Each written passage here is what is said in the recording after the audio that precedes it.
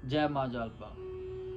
दोस्तों, लगन सीरीज को आगे बढ़ाते हुए आज हम बात करेंगे वृष लगन की कुंडली के बारे में। आज वृष लगन की कुंडली में कौन से ग्रह योग कारक होते हैं और कौन से मारक होते हैं, इस बात की आज मैं विस्तार पूर्वक जानकारी देता हूँ। वृष लगन की कुंडली में ये जो 2 नंबर पहले खाने पे लिखा हुआ है, तभी ये कुंडली वृष लगन की कुंडली बनी और इसके मालिक बने शुक्र देवता, जिसको हम दानव गुरु भी कहते हैं। वृष लगन की कुंडली में पहले घर के मालिक बने शुक्र देव और छठे घर के मालिक बने शुक्र देव।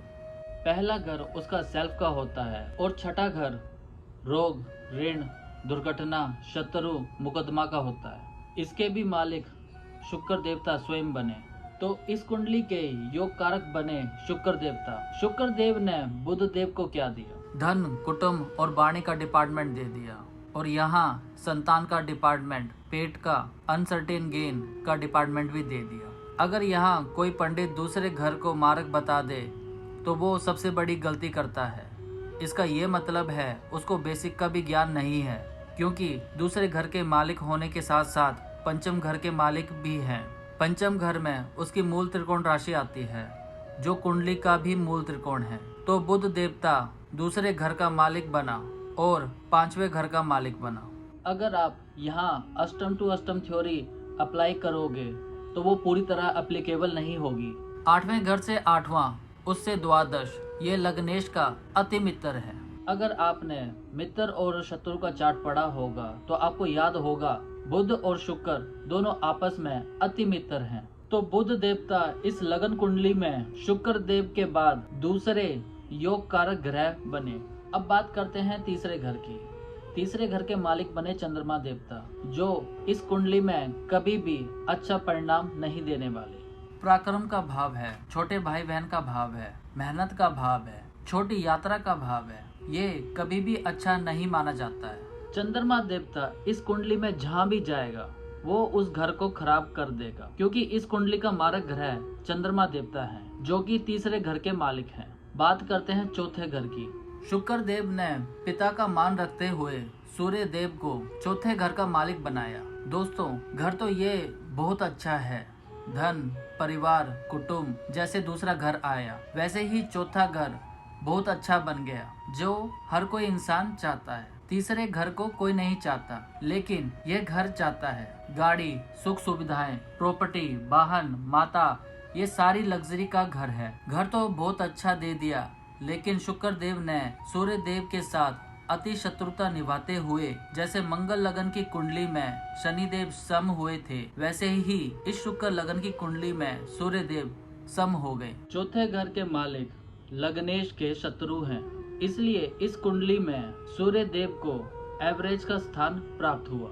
ये इस कुंडली का 7वां घर है। इसमें अष्टम टू अष्टम थ्योरी अप्लाई करोगे तो ये इस कुंडली का मारक ग्रह बन जाएगा। कैसे? 8वें घर से द्वादश, 8वां और लग्नेश का एंटी पार्टी। 8वें घर से द्वादश और लग्नेश का एंटी पार्टी। लग्नेश है दानव गुरु, मंगल देव देवताओं में आते हैं, तो 7वें घर का इस लगन कुंडली में अशुभ माना जाएगा। 7वें घर का मालिक इस लगन कुंडली में मारक माना जाएगा। उसकी मंगल की दूसरी राशि खर्च भाव है और ये अष्टम टू अष्टम थ्योरी के मुताबिक 7वां घर भी बुरा है। ये लग्नेश की उल्टी पार्टी है। ये दोनों ही गड़बड़ के डिपार्टमेंट मिले, तो इस कुंडली में मंगल देव मारक ग्रह गिने जाएंगे। दोस्तों, अब बात करते हैं बृहस्पति देव की। शुक्र देव ने बृहस्पति देव को क्या दिया?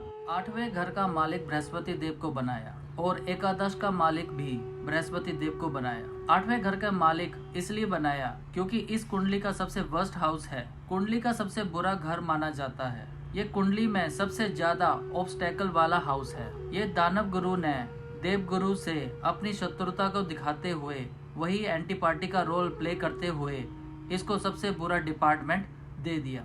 साथ में लाभ का डिपार्टमेंट भी दे दिया, जो कि छठे से छठा भी है। छठा घर रोग का और रोग से ये छोटे रोग का भी है। इसलिए बृहस्पति देवता इस कुंडली में भी कभी अच्छा परिणाम नहीं देंगे, क्योंकि ये अति मारक ग्रह हैं। इस कुंडली में ये देव गुरु हैं और ये दानव गुरु हैं। इसे कभी भी अच्छा नहीं समझेंगे। इस कुंडली में उल्टा पार्टी का रिजल्ट देंगे, हमेशा मारक बन के ही खराब रिजल्ट देंगे।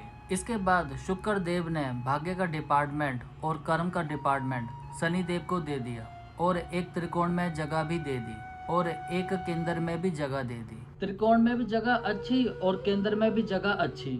शुक्र देव ने अपनी अच्छी मित्रता को निभाते हुए अपनी अच्छी मित्रता का सबूत दे दिया। शनि देव को अति योग कारक ग्रह बना दिया। ये सदैव अच्छा ही माना जाएगा। अब बात करते हैं दोस्तों प्लेसमेंट की। अब यही योग कारकता प्लेसमेंट के अकॉर्डिंग अच्छे या बुरे ग्रहों के रिजल्ट से निर्धारण करेगी। अगर शुक्र देवता लगन कुंडली का लॉर्ड यहाँ उठ के बैठा हो तो कभी भी अच्छा फल नहीं देने वाला, क्योंकि पंचम घर का शुक्र देव नीच के हो जाएंगे, क्योंकि छठी राशि में शुक्र देव को नीच में कंसीडर किया जाता है। वहीं ये योग कारक अपनी खराब प्लेसमेंट की वजह से इस कुंडली का सबसे बुरा ग्रह बन गया। अपनी दशा और अंतरदशा में उस बंदे का सत्यानाश कर देगा, मेंटली पीस डिस्टर्ब कर देगा, कभी अच्छे रिजल्ट नहीं देने वाला, स्टमक में प्रॉब्लम देगा, अनसर्टेन लॉसेस देगा, यहाँ दृष्टि डालेगा, कभी भी उसके बड़े भाई बहन से नहीं बनेगी, सदैव लाभ में कमी, सदैव पैसे की तंगी, सदैव जिंदगी में अपने साथ लेकर चलता रहेगा, कभी भी अच्छा फल नहीं देने वाला। शुक्र देव इस कुंडली का अति उपकारक ग्रह है। 8वें घर पर बैठ जाए तो वही इस कुंडली में सत्यानाश करने वाला हो गया, क्योंकि उसकी प्लेसमेंट गलत हो गई। इसको हम एक एग्जाम्पल से समझते हैं। अगर कोई साधु ठेके पे चला जाए तो उसकी कभी भी साधुत्व की पूजा नहीं होगी, क्योंकि उसकी प्लेसमेंट गलत होगी, उसकी जगह गलत हो गई, उसको लोग बुरा ही समझेंगे। उसी तरह शुक्र देव कुंडली में यहाँ पड़ा होगा, सदैव बुरा रिजल्ट ही देगा। शुक्र देव इस कुंडली में यहाँ चला जाए, वो यहाँ दिग्बली हो जाता है। इसकी थ्योरी आपको मैं बाद में बताऊंगा, अभी आप इसको यहाँ बुरा ही मान के चलें। शुक्र देव यहाँ चले जाए, वो यहाँ उच्च का हो जाता है, वो यहाँ बहुत अच्छे रिजल्ट देगा। शुक्र देव यहाँ पर बैठे हों तो पत्नी सुंदर मिलेगी। शुक्र देव यहाँ बैठे हों तो भाग्य अच्छा हो जाएगा। शुक्र देव यहाँ बैठे हो तो कामकाज के लिए अच्छा। शुक्र देव यहाँ बैठे हो तो प्रॉपर्टी के लिए अच्छा। शुक्र देव यहाँ बैठे हो तो वाणी के लिए अच्छा। शुक्र देव यहाँ बैठे हो तो कंपटीशन के लिए अच्छा। लेकिन हेल्थ प्रॉब्लम एज के साथ बढ़ना शुरू कर देगा। जैसे जैसे एज बढ़ेगी उसके ऑब्स्टेकल भी बढ़ेंगे। इस बात को ध्यान जरूर रखिएगा, ग्रह वही हैं, उसकी प्लेसमेंट बदलने की वजह से उसके रिजल्ट भी बदल जाएंगे। अब बात करते हैं बुध देवता की। बुध देव यहाँ लगन पे बैठे हों तो वो दिशा बली हो जाएंगे। अगर उसमें डिग्री वाइज जरा सा भी बल है, षट बल में उसमें जरा सा भी बल है, तो वो इंसान को बुद्धिमान बना देगा। इंसान में कभी भी धन की कमी नहीं आएगी। संतान सुख से सदा संपन्न रहने वाला है, पेट से भी ठीक रहने वाला है, अनसर्टेन गेन संपन्न रहने वाला है और वो ज्ञानवान रहने वाला है, क्योंकि लगन में उसको दिशा बल मिलता है। क्योंकि वो दिशा बल उसके लिए अच्छा होता है। वो दृष्टि डालेगा 7वें घर पे तो पत्नी के लिए अच्छा करेगा, पत्नी बुद्धिमान होगी, पत्नी से अंडरस्टैंडिंग अच्छी होगी। बुध देव यहाँ पड़े हो तो पिता के लिए अच्छा। बुध देव यहाँ पड़े हो कामकाज के लिए अच्छा। बुध ग्रह यहाँ पड़े हो तो यही योग कारक ग्रह आपका सत्यानाश कर देगा। पिता से बनने की दूर की बात है, कभी कभी खुद का मेंटल पीस भी नहीं रहने वाला। औलाद से कभी नहीं बनने देगा, बड़े भाई बहन से नहीं बनने वाली। फाइनेंशियल प्रॉब्लम सदा रहने वाली है। परिवार से अलग होने का योग सदा बना रहेगा। अपनी दशा या अंतरदशा में परिवार से खुद को अलग कर देगा। ज्यादा भाग दौड़ के बाद भी ज्यादा लाभ गेन नहीं कर पाएगा जितना वो किसी और हाउस में कर पाता। 3, 6, 8, 12 को छोड़ के वो यहाँ मारक स्थिति पे आ जाएगा। बुध देवता कामकाज में बैठे हो तो बड़ा अच्छा रहेगा, कामकाज बुद्धि से जुड़ा हो जाएगा। बुध देव यहाँ बैठे हो तो पिता के लिए अच्छा हो जाएगा। बुध देव यहाँ बैठे हो तो माता के लिए अच्छा हो जाएगा। बुध देव यहाँ बैठे हो तो पत्नी के लिए अच्छा हो जाएगा। बात करते हैं चंद्रमा देवता की, जो इस कुंडली में मारक ग्रह हैं। जहाँ मर्जी बैठ जाएं केवल नुकसान ही करेंगे। लगन में बैठ जाएं चंद्रमा उच्च का हो गया, लेकिन फिजूल की मेहनत बढ़ा देगा। चंद्रमा देवता यहाँ बैठ जाए तो नीच के हो गए, सारी उम्र पत्नी से कभी नहीं बनने वाली। चंद्रमा देवता जिस घर पे भी जाएंगे उस घर में नुकसान करते हुए ही जाएंगे। बात करते हैं बृहस्पति देवता की। जहाँ मर्जी चले जाएं कभी भी अच्छा रिजल्ट नहीं देने वाले, सदैव नुकसान करने ही वाले हैं, चाहे वो लगन में ही क्यों ना पड़े हों। बात करते हैं अब मंगल देवता की। मंगल देवता भी जहाँ मर्जी चले जाएं, वो भी नुकसान ही करेंगे। लेकिन दोस्तों ध्यान देने वाली बात यह है, आपने कई पंडितों को कहते हुए सुना होगा कि शनि देव इस कुंडली में अति योग कारक ग्रह हैं, लेकिन उसकी प्लेसमेंट बहुत गड़बड़ कर सकती है। अगर शनि देव यहाँ बैठ जाएं, 1, 6, 8, 12 या कर्क राशि में बैठ जाएं, वो भी कभी अच्छा फल नहीं देने वाले। अगर किसी पंडित ने उसको नीलम रेकमेंड कर दिया तो वो बंदा कहीं का भी नहीं रहने वाला, पूरी जिंदगी का सत्यानाश करके रख देगा।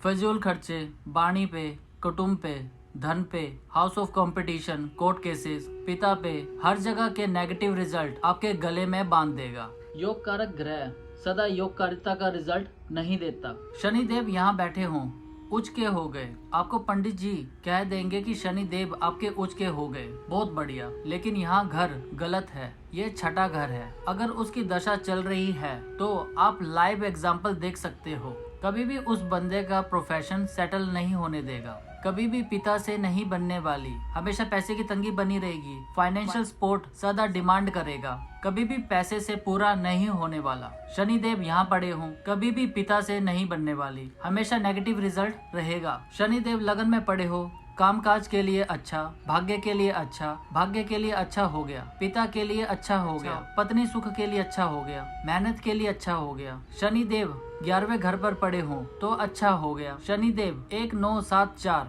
यहाँ पड़े हों, वो कुंडली में अच्छा रिजल्ट कभी नहीं देगा। ये आपको ध्यान देना होगा कि कुंडली में प्लेसमेंट कहाँ है, उसके बाद ही योगकारिता और मार्गता डिसाइड होगी। ऐसे ही देखकर रत्न धारण मत कर लेना कि त्रिकोण धारण कर लिया, मुसीबत खुद के लिए मोड़ लेंगे आप, वो भी पैसे देकर खुद के लिए मुसीबत मोड़ लेंगे आप, फिर आपको अच्छे रिजल्ट नहीं मिलने वाले। इस बात का हमेशा ध्यान रखें। जाते जाते मैं आज आपको tip of the day they दूं, कभी भी आप घर से धूप में बाहर जाएं, हमेशा जब भी आप धूप पे निकले, हमेशा एक गिलास पानी पी के निकले, आप 90% बीमारी से बच जाएंगे। क्यों? क्योंकि जब सूर्य की गर्मी बढ़ती है तो एक ही ग्रह होता है जो कोप अप करने के लिए है, चंद्रमा देवता। एक गिलास ठंडा हो सके, नॉर्मल हो सके, जैसा भी हो, पूर्ण 300 ml का पानी का गिलास पी के ही निकले। आपकी आंखों में जल्दी प्रॉब्लम नहीं आएगी और ना ही स्किन में प्रॉब्लम आएगी। जल को मारना आसान काम नहीं है, लेकिन अग्नि को जल द्वारा मारा जा सकता है। तो कभी भी घर से धूप में निकलें, सदैव एक गिलास पानी पीकर ही निकलें, अदरवाइज आपको आंखों की प्रॉब्लम और स्किन रिलेटेड प्रॉब्लम भी हो सकती है, फिर आप मेडिसिन पे खर्चा करेंगे। इन सभी चीजों को ध्यान पे रखना है। दोस्तों पहले ग्रह के साथ में प्लेसमेंट देख लेनी है, अगर प्लेसमेंट गलत हुई तो वो कारक ग्रह ही तो आपके गले का फंदा बनने वाला है। जैसे कहते हैं औलाद नहीं औलाद नहीं, जैसे ही औलाद हुई फिर वही औलाद आपकी फांसी का फंदा टांग देती है, वही आपके मुसीबत का कारण बनती है। अगर आपको मेरी वीडियो पसंद आई है तो लाइक शेयर कमेंट जरूर करें और साथ ही साथ इस चैनल को सब्सक्राइब भी जरूर करें। जय मां जालपा।